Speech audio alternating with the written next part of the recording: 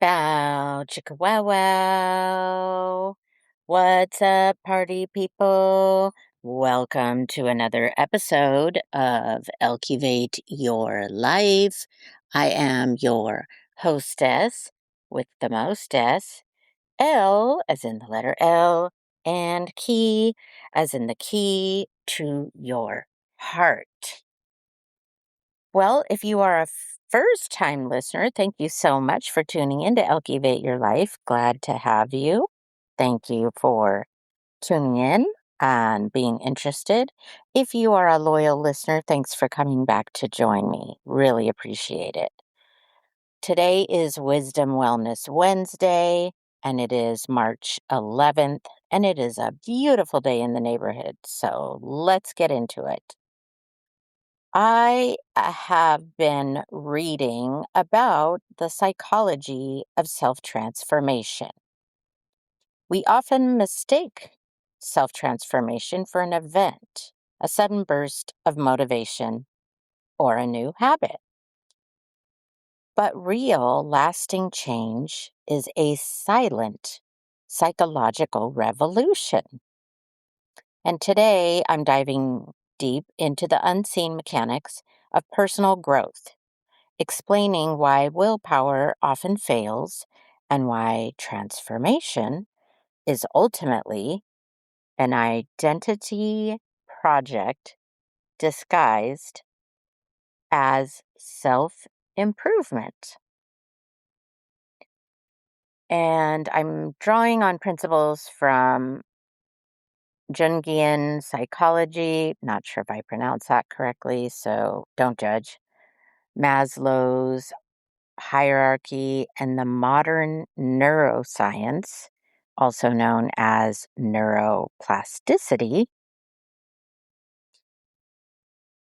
I have been wanting to explore the concept of the liminal phase, that uncomfortable space between who you were and who you are becoming.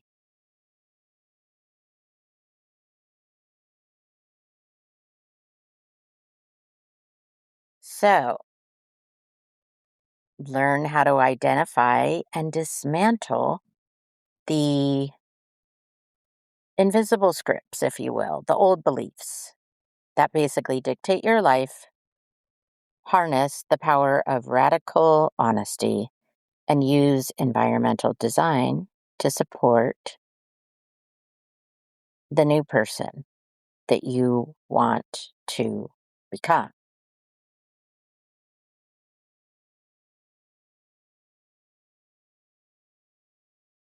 So basically, what I want you to think about is stop trying to fix yourself and start the work of integrating a new self concept. The discomfort you feel or that you will feel, it's not a sign of failure, just so you know. It is the old self losing control. And this is where the real change begins. So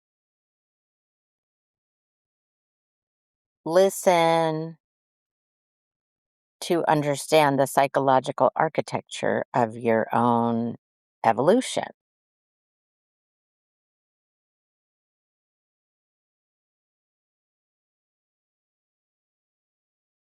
Basically, what happens during this transformation process is emotions act like data signals from the subconscious, and they are suppressing them or trapping you in your old patterns. So your surroundings reinforce your identity. And in order to change, we must build an environment that supports the new self, not your previous self. And neuroplasticity, it's consciously challenging your old beliefs, physically rewiring your brain, forming new neural pathways while weakening the old ones. And the reason I'm talking about this today is I myself, my son, friends, peers, etc., we've been talking about how to reprogram your brain. Even my husband, he'll say, "Oh my God, I can tell it's going to be a bad day." And I tell him, don't speak that out because you're literally programming your brain to think that way and therefore creating that reality. So the true transformation begins when the pain of staying the same exceeds the fear of change. So you're literally dismantling those old beliefs and rebuilding your mind's internal structure. And you will have to rely on willpower failing because the brain seeks what's called homeostasis, which is another word for like maintaining your old sense of self. And the lasting change requires a shift in identity first, then followed by behavior.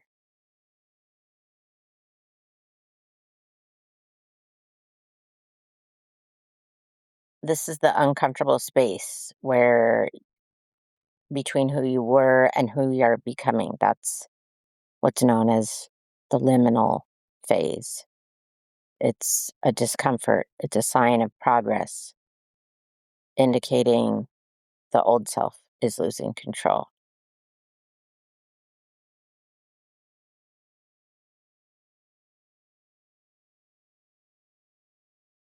I wonder if any of you have given any thought to this.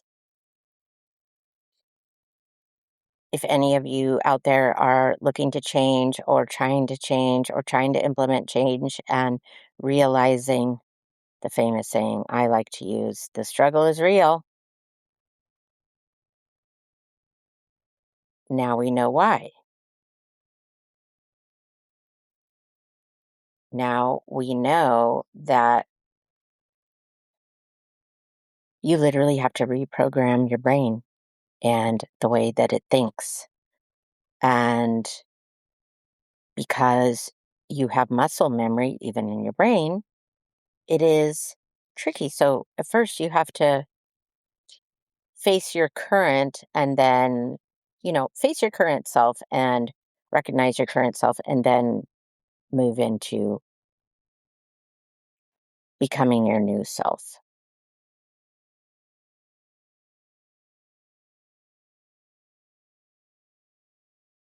Haven't you ever had that time where you look in the mirror and you realize the person you're staring at isn't who you thought they'd be? Well, it's a kind of disconnection between who you're looking at and who you are. And again, this is where if you want to make the changes, there is a discomfort where the self transformation begins.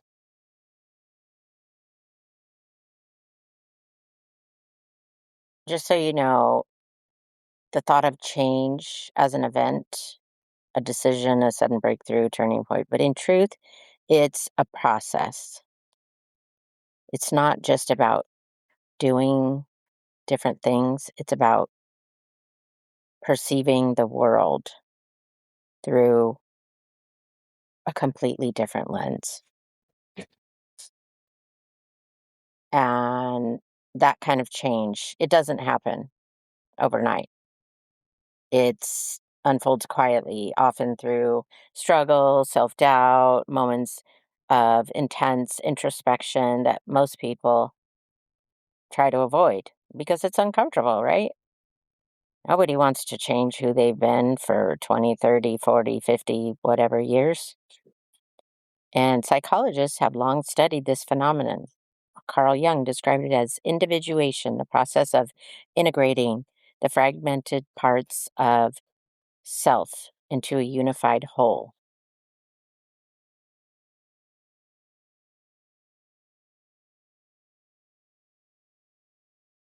And the gradual unfolding of a person's full potential once basic needs are met.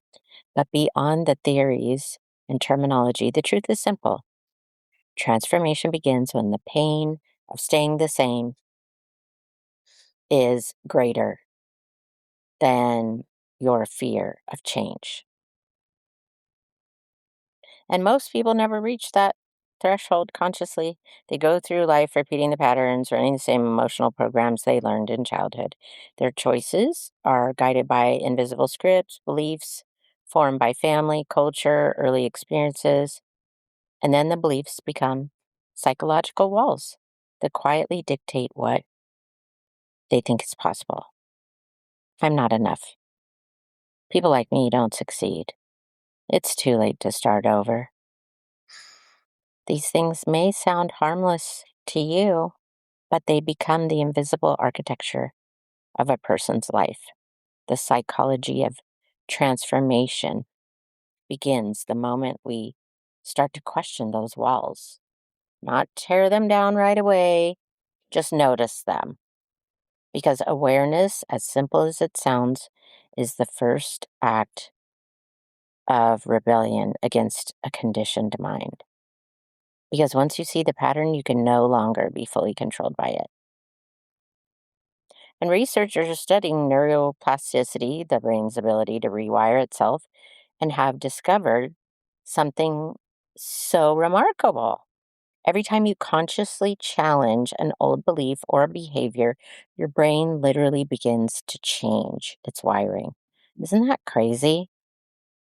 New neural pathways or new neural connections actually form, and the old ones weaken.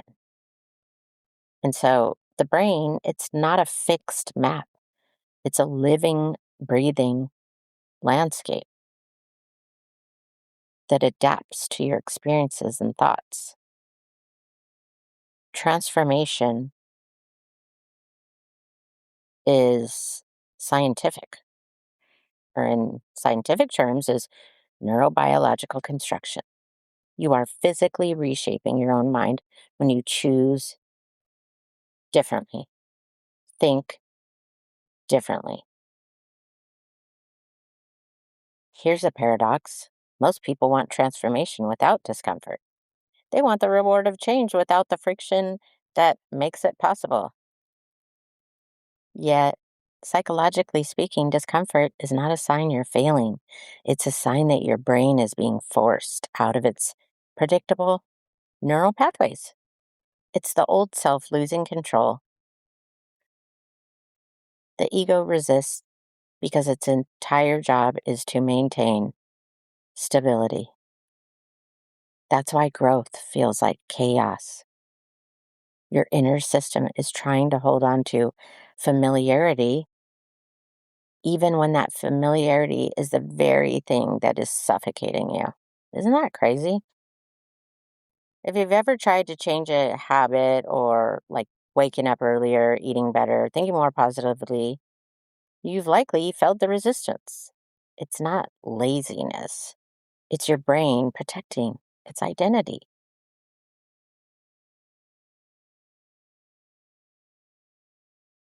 Cognitive scientists call this homeostasis, the psychological mechanism that keeps your sense of self consistent when you act in ways that don't align with who you believe you are. Your mind experiences discomfort. It tries to restore the old balance. That's why real transformation begins with new habits. It begins with a new self concept. Your actual identity must shift before the behavior can sustain itself. Think about this. This is a great example. If you see yourself as someone who is always disorganized, you might clean your room once or twice, but then your brain finds a way to go back to the chaos. If you believe you're bad with money, you might say for a week and then like unconsciously sabotage it. But when you start to say, I'm the kind of person who takes care of my environment, I'm learning how to manage my money, your mind is going to begin to align with the new image. And when the identity shifts, the behavior becomes natural instead of forced. Transformation then is an identity project disguised as self improvement. Every meaningful change from breaking addictions to healing relationships begins with the redefinition of who you believe yourself to be. This is why it's so important during therapy to like journal and do the introspective work. Make the unconscious visible. That's what helps you observe the hidden beliefs shaping your life. And once something hidden becomes seen, it loses its power because the process is rarely linear. In fact, most people who go through deep change describe it as a cycle: progress, doubt, regression, clarity, renewal.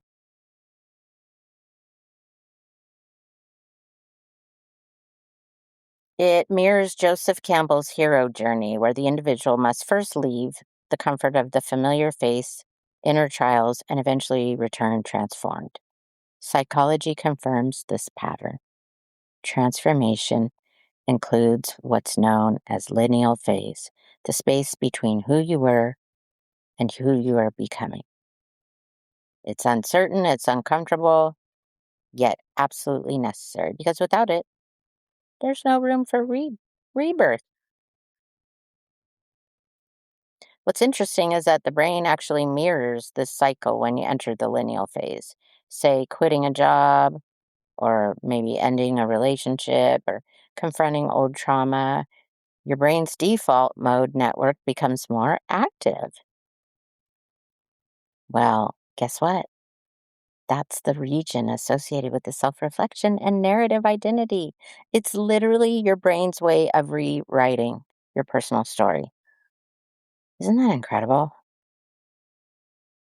And then every new story that you tell about yourself, if it's repeated and emotionally charged, it will begin to actually embed itself neurologically as your new truth.